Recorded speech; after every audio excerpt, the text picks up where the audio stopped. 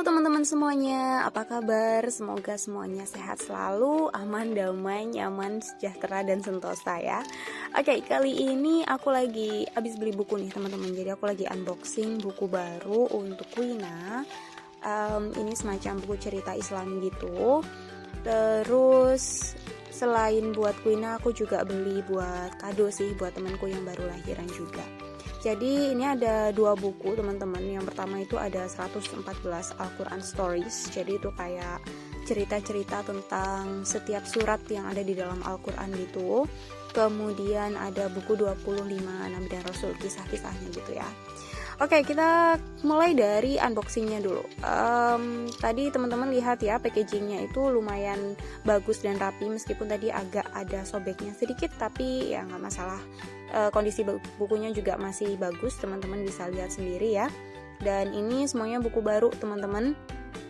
Bukunya ini terbitannya Kana apa gitu, pokoknya linknya ada di description box ya. Jadi kalau teman-teman mau beli, kalian bisa langsung cek aja.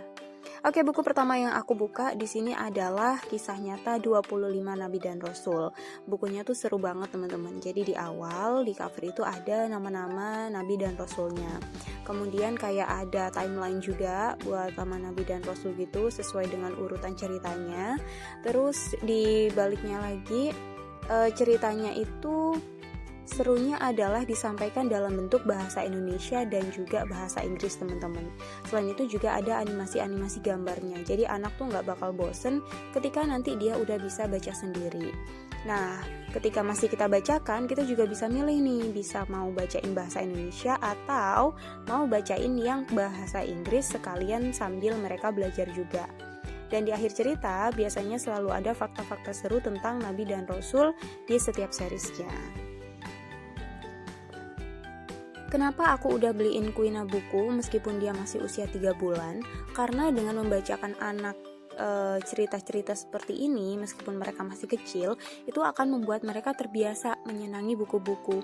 Jadi aku lebih milih buat beliin dia buku atau stories seperti ini daripada ngebiarin dia main gadget kayak gitu teman-teman. Jadi aku emang bersama dengan suami kita udah make a deal untuk nggak ngenalin gadget ke Quina sebelum waktunya.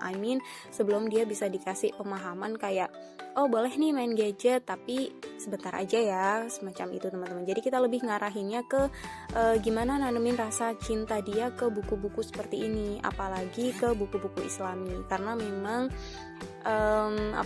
basicnya kita benar-benar ingin Quina itu punya pedoman agama yang kuat, cinta sama agamanya, cinta sama Islam, cinta sama keluarga, kayak gitu teman-teman ya. Tapi ya setiap orang tua punya kebijakan masing-masing ya. Oke, kita lanjut di review yang 114 Quran Stories. Nah, di sini memang benar-benar ada 114 cerita tentang setiap surat-surat Al-Quran teman-teman. Jadi isinya tuh kayak setiap suratnya tuh mengisahkan tentang apa, lalu ada hikmah apa di dalamnya. Ada juga yang menceritakan tentang bagaimana sih proses surat Al-Quran tersebut diturunkan seperti itu. Misalnya ketika Nabi Muhammad memohon sesuatu kepada Allah, kemudian memberikan wahyu berupa ayat Al-Quran untuk disampaikan kepada umatnya, dan banyak lagi. Dan ini juga dikemas dengan animasi-animasi yang gak ngebosenin. Tentunya anak-anak juga pasti suka teman-teman ya. Tentunya kegiatan membaca bersama anak ini juga banyak sekali manfaatnya, termasuk mendekatkan bonding antara ibu dan anak ataupun ayah dan anak. So, tunggu apa lagi? Yuk kita mulai kebiasaan baik dengan anak sejak dini. Buat teman-teman semua, thank you so much for watching. Jangan lupa like, share, komen, dan subscribe buat pendatang baru. Sekarang kita lanjut cerita sama Quina yuk. Kira-kira gimana nih ekspresinya Quina kalau kita ceritain 25 Nabi dan Rasul? Kita mulai dari Nabi Adam. Malaikat dan iblis kaget bukan main mengetahui Allah menciptakan makhluk selain mereka. Apalagi mereka akan menjadi khalifah di bumi. Khalifah itu pemimpin sayang. Ya, khalifah itu pemimpin nak ya. Allah berfirman lagi, sesungguhnya aku akan menciptakan seorang manusia dari tanah liat kering yang berasal dari lumpur hitam yang diberi bentuk. Apabila Oh, copot sayang, sini dulu. Nah, kita lanjut. Ya. Apabila aku telah menyempurnakan kejadiannya dan telah meniupkan ke dalamnya roh ciptaanku, maka tunduklah kamu kepadanya dengan bersujud.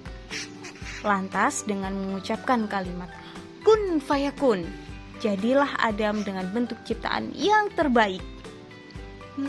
Jadi manusia pertama itu Nabi Adam dan Ibu Hawa sayang. Oke? You got it? You got it? Kita lanjut ya, cerita lagi ya. Tanpa sepengetahuan malaikat, Allah kemudian memberi pelajaran kepada Adam tentang semua benda yang ada di sekelilingnya. Lalu Allah mengumpulkan para malaikat dan iblis untuk menunjukkan kemampuan Adam. Allah ingin mereka mengakui bahwa Adam layak menjadi khalifah di bumi. Wahai para malaikat dan iblis, seru Allah kepada malaikat dan iblis. Sekarang, aku minta kalian sebutkan nama-nama benda di hadapan kalian. Jika kalian benar-benar mampu menjadi khalifah di muka bumi, lanjut Allah, para malaikat dan iblis terenyak mendengar pertanyaan dari Allah. Mereka terdiam 1000 bahasa. Mereka sama sekali tidak tahu tentang benda-benda itu. Gak ada yang tahu sayang. Duh. Wahai Adam, firman Allah kepada Adam, coba kamu beritahukan kepada mereka segala sesuatu tentang benda-benda itu. Adam mengangguk dan dengan mudah menjelaskan semua benda-benda itu. Sungguh malaikat dibuatnya terpesona. Mereka sadar Allah telah memuliakan Adam dengan memberinya akal dan pengetahuan.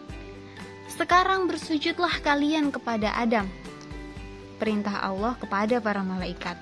Lalu seluruh malaikat bersujud kecuali iblis. Mereka menyombongkan diri dan mereka termasuk golongan kafir. Hai iblis, apa yang menghalangi kamu untuk bersujud kepada yang telah kuciptakan? Tanya Allah. Mereka berkata, Ya Allah, aku lebih baik daripada Adam, karena engkau menciptakan aku dari api, sedangkan Adam engkau ciptakan dari tanah. Mendengar jawaban iblis, Allah yang maha penyayang marah. Allah lalu mengusir mereka dari surga. Iblis kemudian berkata lagi, karena engkau telah menghukum aku tersesat, niscaya akan aku sesatkan keturunan Adam, kecuali sebagian kecil saja yang benar-benar ikhlas. Nah, jadi kita harus jadi orang yang ikhlas sayang, ya, yang taat sama Allah, oke? Iya. Aku akan mendatangi mereka dari depan dan belakang, dari kanan dan kiri, sehingga mereka akan mengikuti perintahku untuk berbuat maksiat. Kita lanjut. Setelah Adam hidup damai di surga, kemudian Allah menciptakan seorang perempuan untuk menemani Adam. Adam memberinya nama Hawa. Allah sendiri yang menikahkan mereka. Wahai Adam, kamu bersama istrimu boleh menikmati semua makanan yang baik yang kamu sukai dan yang tidak terbatas yang ada di surga ini. Tetapi ingat, janganlah kalian dekati pohon ini. Adam dan Hawa menunduk. Mereka berdua bersumpah dalam hati akan mematuhi segala perintah dan larangan Allah. Sejak saat itu, Adam dan Hawa hidup dengan nyaman dan tentram.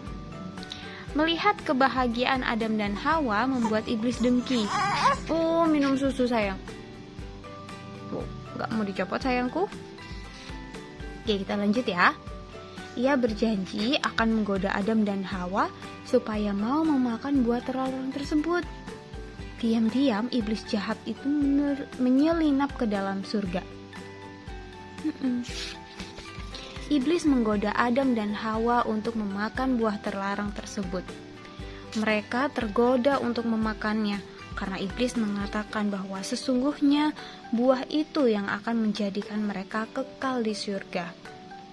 Jadi, sebaiknya kalian makan buah terlarang tersebut demi kebaikan kalian, bujuk iblis amat lembut.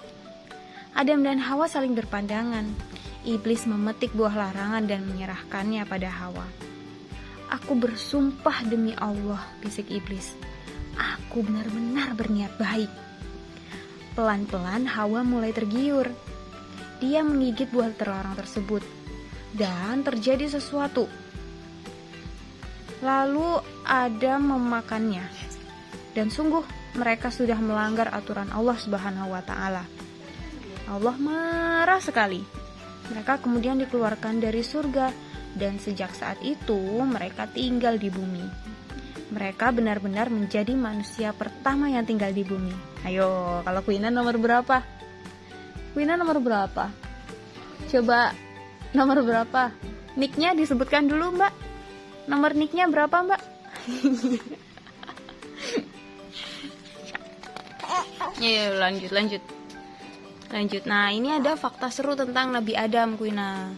Jadi Nabi Adam dan Ibu Siti Hawa diturunkan dari surga ke bumi di dua tempat yang berbeda.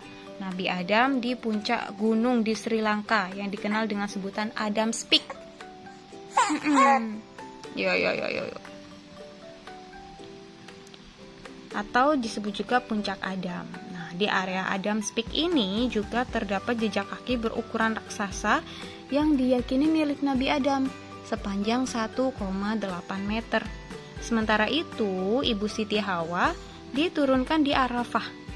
Setelah terpisah sekian lama dan saling berkelana mencari satu sama lain, akhirnya mereka dipertemukan di Jabal Rahmah, Arafah, Arab Saudi, sayang. Kamu sudah mengantuk. Mari kita tidur. Bismillahirrohmanirrohim. Bismika Allahumma ahya bismika amut. Bobo.